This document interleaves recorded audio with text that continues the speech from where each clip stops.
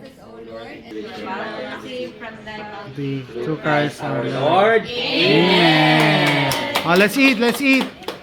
Thank you, Lord. Thank you po. Plate. Ito pinakamasarap dyan eh. Ay, hindi ba kakahili yan? Let's eat, let's eat. So, igado, patatim, sisig. Shout out mo si Papa mo. Oo, nagluto. Shout out mo si Rodel. Oh, si Mang Rodel. Shout out. Rodel. Rodel. Thank you, Brad. Kuya yan. Pangalan ng kuya ko. Papa ko din. Okay. Shout out daw yung papa ni Brian na nanonood sa Abu Dhabi. Ito yung New Year celebration namin. Say hi. Hi, Pa. Hi. Sabi, Dito na kami sa Wawawi. bigyan ng jacket yan! Opo na lang siya. Ito, tikman. Ay, Lynn, pangkat dito sa Leche Plan, ha? Masarap lahat yan, lalo na yung sisig. Ha? Yun yung hindi natin niluto, eh.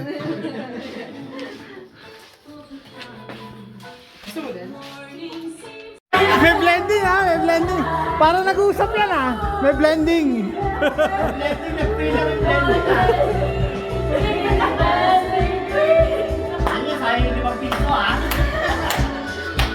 ₱5 yan.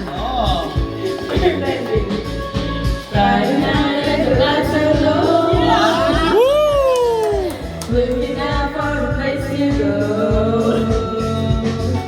Proud na proud yung asawa. Ayun!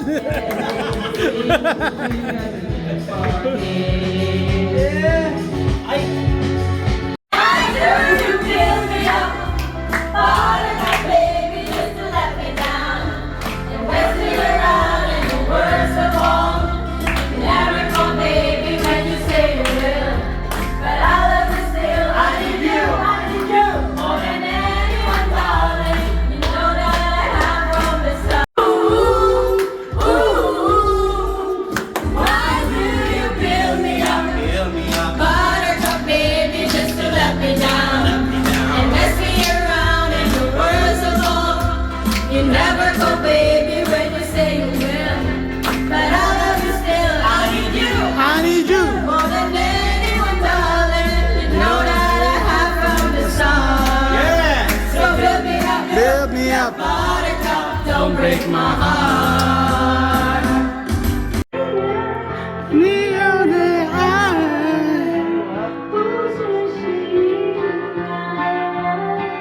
Parang minumura na tayo ah.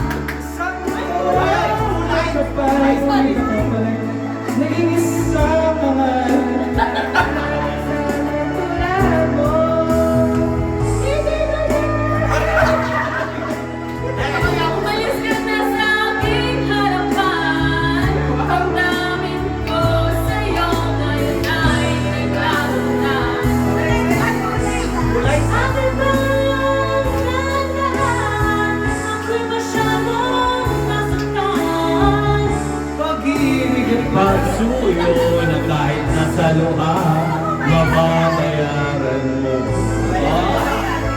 Next,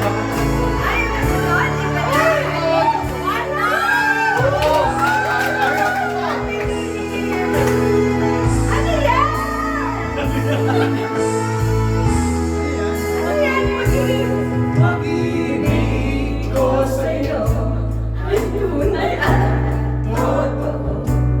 Sintamis ng wine, sintatag ng sunshine.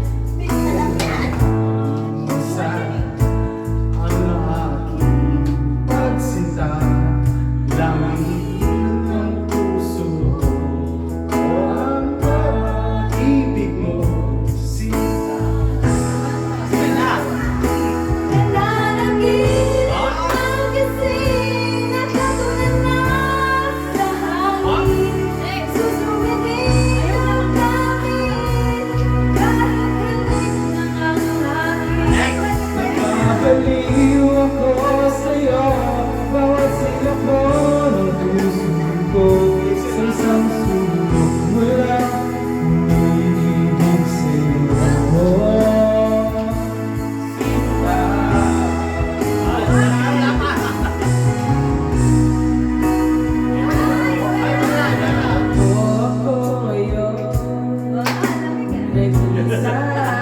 Very coldness.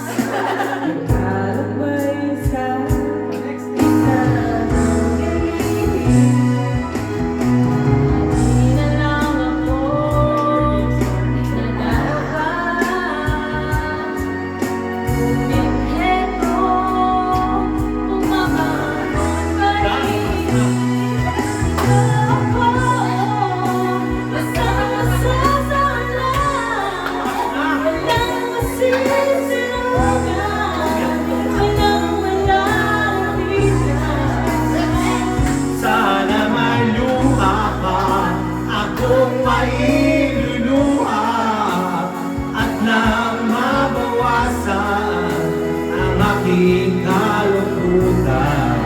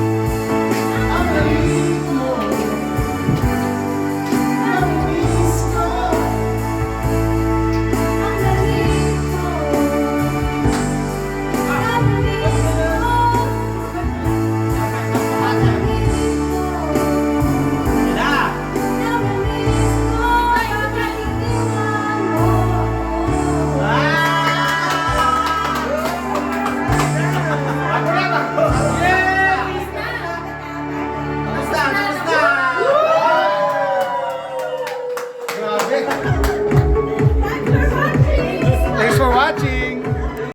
Oh, ready, oh. Ready na, ready. Ayun na. Salam yan. Picture! Dito kayo! Happy New Year, Happy New Manny! Year!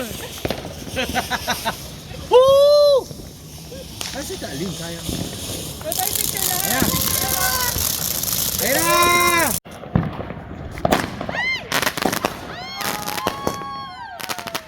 Bumba pala kanina.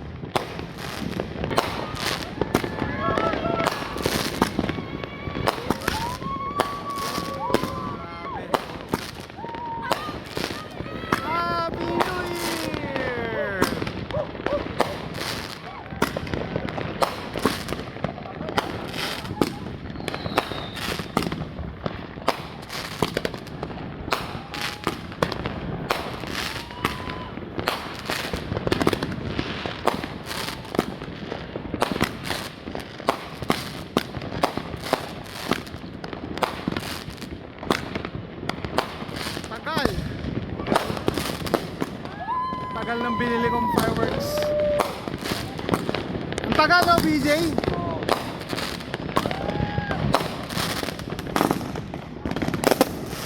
Happy New Year! Welcome 2024!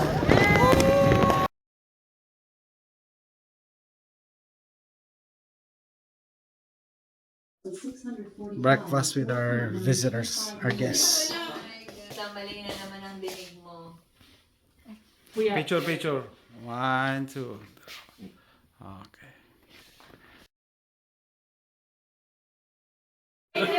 Vlog ko. Oy, Happy New Year ha. Hopefully nag-enjoy kayo ha. Oy. First New Year sa US. First New Year sa US. Oh, Ryle, yung shoutout mo, yung tatay mo. Shoutout sa tatay ko. Sige. Ingat! Sana nag-enjoy kayo. Okay guys, dyan po nagtatapos yung New Year celebration namin. No? First time namin magkaroon ng bisita ng New Year. No? First time, di ba? Yeah, first time.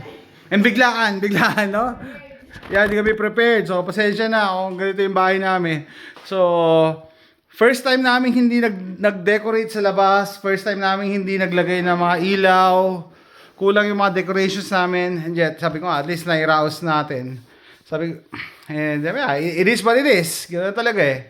Ay, importante talaga yung celebration. Parang ganon. With new friends. Hopefully nag-enjoy naman sila.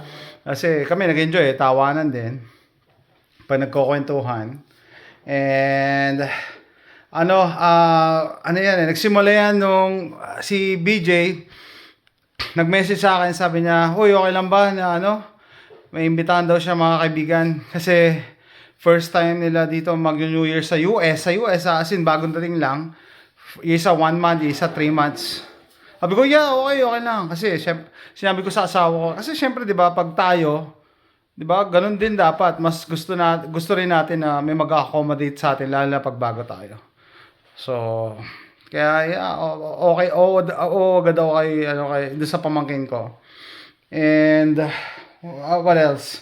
Yun lang, hindi kami sanay na, hindi kami sanay na mag-cramming. Buti nga, sabi ng asawa ko, buti na lang, nakakatuwa din kasi pag may kailangan, alam niyo yun, makaka-relate dito yung mga nag-host eh. Pag may kailangan ka, at least saan available, meron ka sa bahay. So yun yung difference sa Pilipinas saka sa US. Dito, bumibili na ng mga items na kahit hindi mo gagamitin ngayon. Sa Pilipinas kasi, bibili ka lang pag gagamitin mo na, di ba? So yan, dito sila natulog, 6 sila lahat. So meron kami extra bed, ganyan, extra fan. Although nagkabiroan pa doon sa electric fan namin. Yung electric fan namin, industrial electric fan yun, kaya medyo maingay. Binili namin yun para patuyuin nung nagkaroon ng water leak eh. Anyway. So yun, nagtawa na naman. Dahil para daw sila natulog, parang nasa eroplano. Kasi ingay ng electric fan eh. Anyway, so yun, masaya yung celebration namin. Nagkaroon lang ng konting mishap. No, yung mga fireworks na binili ko, na ginamit namin, nilagay agad namin sa basurahan. And madaling araw, sabi ni BJ, nung lumabas daw siya para kunin yung gamit nilang pantulog, yung mga airbeds and pump, nakita nila may umaapoy doon sa basurahan. So, hindi pa pala totally na fire out yung So, lesson learned. Ito, hindi ko ito makakalimutan. Lesson learned. So, nasunog yung basurahan namin ng konting-konti, nabutas. No? Buti hindi nasunog totally. Pwede pang gamitin. May butas lang sa gilid. Ang laking butas siguro. Ganito kalaki na sunog na apoy. Buti lang kung lumabas sila. So, lesson learned. Pag nagpaputok kami ulit sa mga succeeding New Year's or 4th of July, wag muna ilagay sa basurahan. Kasi mga previous years nilalagay agad namin sa basurahan eh. Ang pinagkaiba lang dati kasi completely soaked. Ngayon pala mas maganda itabi mo muna, kinabukasan na lang ilagay sa basurahan. Buti hindi kami nag-cause ng fire. Anyway, yun talaga eh. Part of the adventure yun eh. Part of growing up eh. May mga bagay na hindi mo naman matututunan. And yung yung mga bago namin kaibigan, yung mga kaibigan nila VJ, no? Syempre, kahit pa paano, nagbigay kami ng insights. Mga bata pa sila, bata sila sa amin. So, nagbigay kami ng insights nung pagtira dito sa Amerika kasi, ilan years na tayo dito? 14? 15? 15 na. Yeah, this 2024. 15 years na. And sila nga, 1 month, 3 months pa lang. No? At least kahit pa paano siguro, nakapag-share kami. Kasi kami, nung bago din kami dito, wala kaming kaalaman, wala naman nagtuturo din sa amin. No? We learned as we go. Siyempre, trial and error. And, yeah, part of the experience. No? Ano pa? Hopefully, magustuhan nila yung Texas, mag-enjoy sila. Kasi sabi ko nga kanina, I've been to other states and I don't see myself moving to other states unless talaga kailangan mong mag-move. No? And sabi ko pa, for you to like Texas, you need to be outside. You need to go out. Hindi pwede magkukulong ka lang sa kwarto mo, sa apartment mo. Hindi mo magugustuhan ng Texas kasi malaki ang Texas eh. Marami siyang ino-offer, lalo na sa outdoors. And what else? Masaya naman. Masaya. Kakaibang experience kasi mga bagong kakilala, tas New Year, masaya. And ano pa? Mas marami nag-fireworks last night, no? As compared to mga previous New Years.